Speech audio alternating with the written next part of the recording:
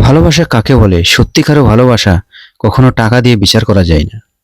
দেখুন, ২ জন ছেলে আছে, কাকে সে ভালোবাসবে? একজন ফুলের তোড়া, একজন টাকা। সে কিন্তু টাকাওয়ালাকেই বেছে নিল।